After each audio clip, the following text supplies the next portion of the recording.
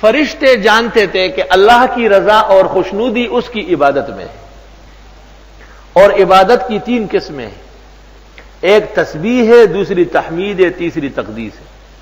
ایک تو اللہ سے عیوب نفی کرے، دوسرے اللہ کے لیے کمالات ثابت کرے، اور تیسرے اللہ کی عظمت بجا لائے۔ تو نحن نسبح بحمدک ونقدس لک۔ فرشتوں کو یہ معلوم نہیں تھا کہ اور بھی بہت کام کرنے ہیں، صرف تسبیح تحمید تقدیس نہیں، مدرسے بنانے ہیں، مسجدیں بنانی ہیں، جلوس نکالنے ہیں، جلسے منعقد کرنے ہیں، کتابیں لکھنی ہیں، مناظرے کرنے ہیں، حق کا بول بالا کرنا ہے۔ درد دل کے واسطے پیدا کیا انسان کو، درد دل کے واسطے پیدا کیا انسان کو، ورنہ طاعت کے لیے کچھ کم نہ تھی کروبیا۔ عبادات کے لیے تو فرشتے بہت ہیں، لیکن کچھ کام اور بھی ہے جو ملائک نہیں کر سکتے، وہ کام خلیفے نے کرنا ہے۔ فرشتوں نے اللہ تعالی کی عبادت کا اظہار کر کے کوئی تکبر نہیں کیا، بلکہ اللہ تعالیٰ کو خوش کرنے کی ایک عبدیت کی کوشش فرمائی، لیکن اللہ تعالیٰ کو وہ اس لیے پسند نہیں آیا کہ یہ بات خلیفے کے مقاصد سے مستبعد تھی۔ خلیفے کی عبادت بڑھ کر ہے، اس کا اشارہ اس روایت میں ہے جس میں حضرت عمر فرماتے ہیں سبحان اللہ، لولا الخلیفیہ لأذنت بالناس، اگر خلافت کا بوجھ میرے سپرد نہ ہوتا تو اذان دیتا۔ ایک مؤذن جو اذان دیتا ہے، بحر و بر، شجر و حجر، جن اور انس سب کچھ سنتے ہیں، سب قیامت کے دن شفاعت کریں گے۔ عبادت ہے بہترین۔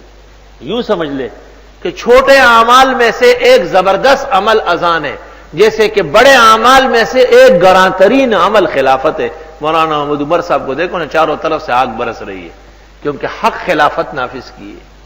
اللہ تعالیٰ قرآن اور مسجد اور اس درس کی برکت سے اور کل عالم کے مسلمانوں کی دعاؤں کو قبول فرما کے انہیں جلدی حفاظت نصیب فرمائے اور فتح و نصرت کی شان عطا فرمائے۔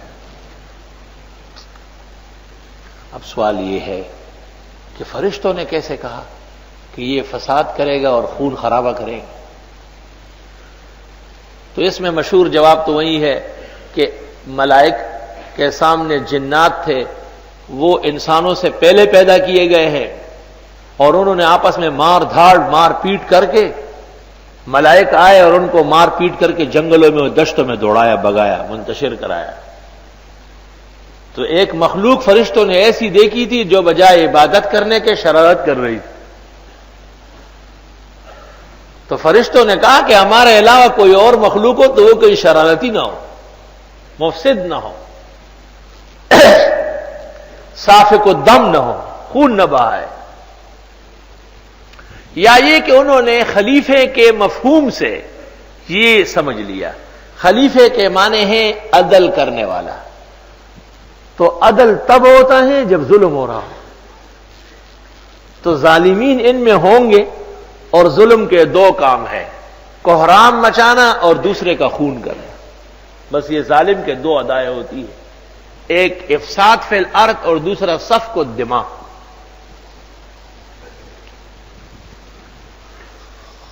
اللہ تعالیٰ کو یہ بات ملائک کی پسند نہیں آئی، جبکہ ملائک نفسانیت سے اور خود غرضی سے اور اپنی ستائش سے پاک مخلوق ہے۔ لا یعصون اللہ ما امرہم ویفعلون ما یؤمرون، بل عباد مکرمون، وہ تو عزت والے ہیں۔ لا یسبقونہ بالقول، سورۃ انبیاء 3 رکوع، دوسرے رکوع کا آخر، لا یسبقونہ بالقول وہم بامرہ یعملون، جیسے اللہ کہے ایسے ہی وہ کرتے ہیں۔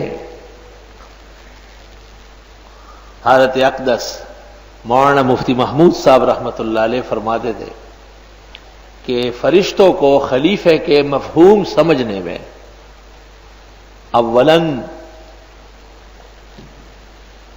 لغزش واقع ہو گئی، کیونکہ خلیفے کا مفہوم بہت بڑا ہے۔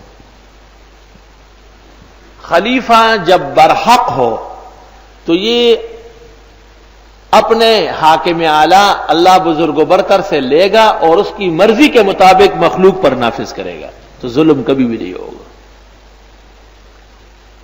اللہ تعالیٰ کی نظر الوہیت میں مقصد عالی تھا، اور وہ ہے نفاذ العدل علی عبادہ فی ارضہ۔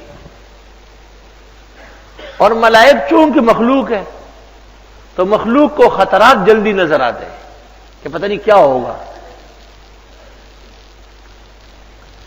اس خلیفے کی دو حیثیتیں ہیں، اگر یہ اپنے خالق اور رب سے لے اور بندوں کو دے تو اس جیسا عادل کوئی نہیں۔ فرشتوں سے بڑھ کر ہے انسان بننا، مگر اس میں لگتی ہے محنت زیادہ۔ اور دوسری حیثیت اس کی یہ کہ یہ اپنے خالق اور مالک کے بجائے اپنی باتیں منوانا چاہے، تو پھر اس جیسا مفسد اور سافق الدم کسی نے دیکھا نہیں ہوگا۔ حضرت مفتی صاحب یہ بھی فرماتے تھے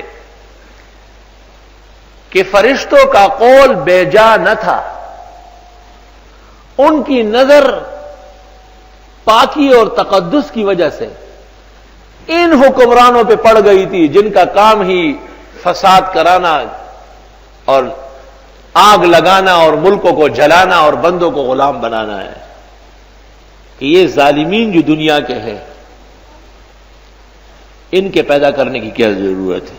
نحن نسبح بحمدک ونقدس لک، یعنی یہ تو نظام عبادت کو بھی مختل کریں گے۔ ان کے ظلم اور بربریت کے پیش نظر لوگ نہ تسبیح کر سکیں گے نہ تحمید و تقدیس کر سکیں گے، مسجدیں اور مدرسے اور اسلامی ملک ویران ہو جائیں گے، اتنے بڑے مفسدین آ جائیں گے۔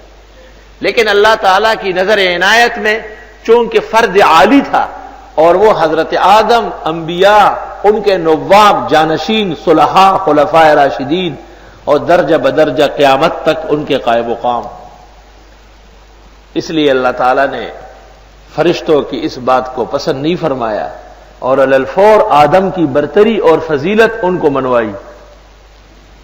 لیکن فرشتوں کی بات بے جا نہ تھی، ان کے کہنے کے مطابق واقعی ان انسانوں میں ایسے انسان آنے والے تھے جن کی شکل انسانوں کی ہے لیکن وہ عمل میں بھیڑی ہے، اور وہ برنگ تو آدمی ہے لیکن اعمال کے اعتبار سے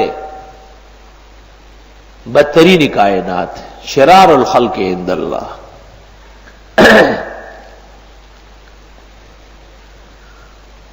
ایک جواب اللہ تعالیٰ نے مختصر دیا، انی اعلم ما لا تعلم، میں جانتا ہوں تم کیا جانتے ہو، خلیفہ کا مجھے پتا ہے۔ دیکھو ہمیشہ نظر بہتر پہ پڑتی ہے۔ آپ جب کہتے ہیں علماء تو آپ کہتے ہیں جانشین انبیاء، علماء ربانیین، علماء حقانیین۔